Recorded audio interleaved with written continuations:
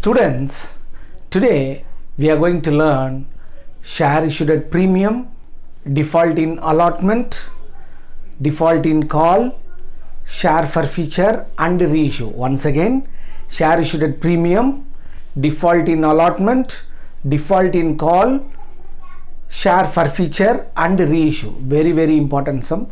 Listen carefully. Look at the problem. Sum number 14. ROM Limited issued 1 lakh shares of rupees 10 each at a premium of rupees 2 per share. Rupees 3 on application, rupees 5 on allotment including premium, rupees 4 on first and final call. Public applied for 90,000 shares. It is an under subscription. Duly allotted. All share money was received except 1,000 shares allotment money and first and final call money. So application money received, 1,000 share allotment money and 1,000 share first and final call money not received. These shares were forfeited, of which 800 shares were reissued. So company forfeited 1,000 shares, reissued how many shares? 800 shares. It is called a partial reissue. So out of forfeited shares, 800 shares were reissued at rupees 9 per share. Let me solve the problem. Listen carefully. How many shares issued? 1 lakh. How many shares applied? 90,000. Everything we can multiply by 90,000. First I am going to record journal for share application. Entry is bank account data to share application. 90,000 on application. Company is collecting how much? 3 rupees. So 2,70,000. So on application company received money. Then the received share application money should be transferred to the share capital. So 90,000 into 3, 2,70,000. Next, share allotment. On transfer entry, share forfeiture will not affect. So share allotment account data to share capital to securities premium. Total number of share 90,000. On allotment 5 rupees, premium 2, so capital 3. So 4,50,000, 2,70,000 capital, 1,80,000. Share allotment made. Then I am going to collect share allotment money, bank account data to share allotment. Bank account data to share allotment. 1,000 share money not received. So now we can multiply 89,000. 90,000 minus 1,000 into 5. 1,000 into 5, 5,000 rupees not received. So 4,45,000. Share allotment money received. So on application no problem. On allotment we transferred 90,000 but we collected for 89,000 share allotment money. Next I am going to make share first and final call. Entry is share first and final call account data to share capital. This is a transfer entry. 90,000 into on first and final call how much? 4 rupees. So 3,60,000. On collection, what entry will record? Bank account data to share first and final call. 1,000 share money not received. So 89,000 into 4. So 1,000 into 4, 4,000 not received. So 3,56,000 received. So application fully received. On allotment 1,000 share money not received.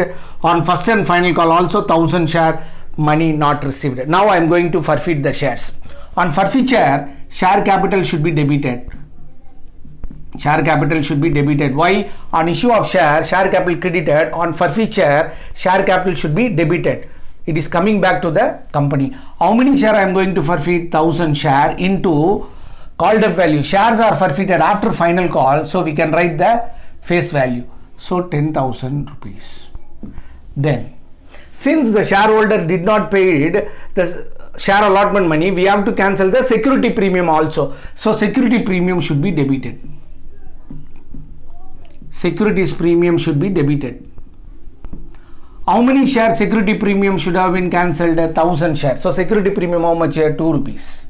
So 2000. On forfeiture, share capital should be debited, number of share forfeited into called up value. Since the shareholder did not pay his allotment money, we have to cancel the security premium. Normally security premium on issue, security premium will be credited. On forfeiture, for the cancellation purpose, we should give the opposite effect, it should be debited. Next, non-payment, share allotment. How many share allotment money not received? 1000 share allotment money, how much? 5 rupees not received. So 5000 not yet received. Then share first and final call money also not received. How many share? 1000 share first and final call money, how much? 4 rupees. So 4000 not received. So balance paid up value should be transferred to the share forfeiture account. So 12,000 minus 9,000 equal to 3,000. Narration: shares were forfeited. Shares were forfeited. Shares were forfeited. Now I am going to reissue. On reissue, so company is getting money. So bank account debited. On reissue, company issuing share at lesser than the face value. So the loss should be debited to the share forfeiture account. On reissue, the share capital again credited. Once again I am repeating, on reissue money is coming in, so bank debited. Share capital, we are reissuing the share, so again it will go to the credit side. So 10 rupees share we are issuing at 9 rupees. So at company reissuing the share at lesser than the face value, so the loss should be debited to the share forfeiture account. How many share we are going to reissue? 800 shares. 800. The reissue value how much? 9. So loss 1 rupee, called up value 10. So 800 into 10, 8000 rupees. 800 into 1, 800 rupees loss. 800 into 9, 7200. Narration: reissue of forfeited share. Reissue of forfeited shares. Next, the profit on reissue of forfeited shares should be transferred to the capital reserve. For that entry, share forfeiture account debtor, share forfeiture account debtor to capital reserve. Share forfeiture account debtor to capital reserve account. We have to transfer the profit on reissue of forfeited share to the capital reserve account. We have to calculate. So calculation of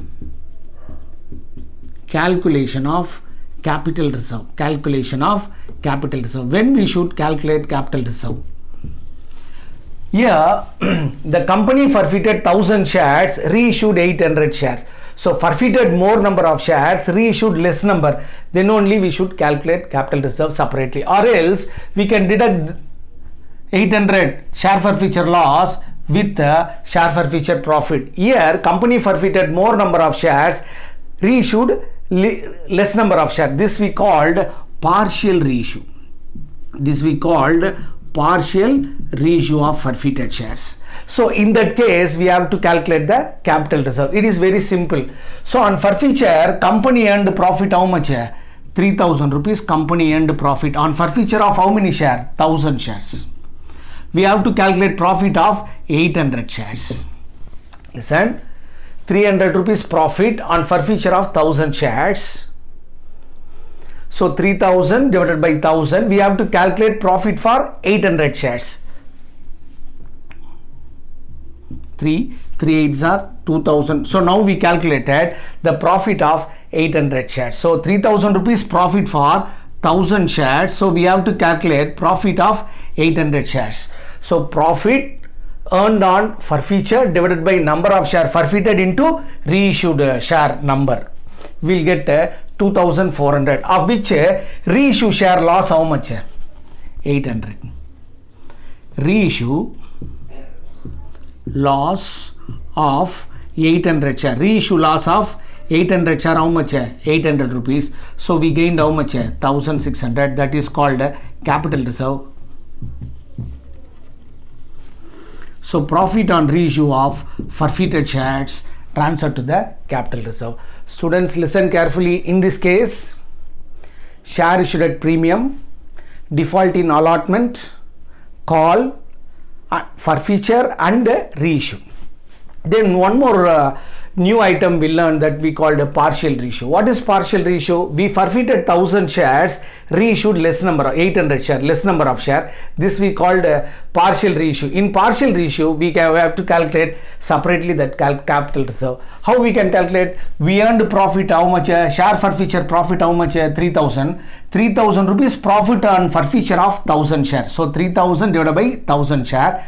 We have to calculate profit for 800 share. So 3000 divided by 1000 share into 800 share. We'll get how much? 2400 rupees profit we earned on forfeiture of 800 share.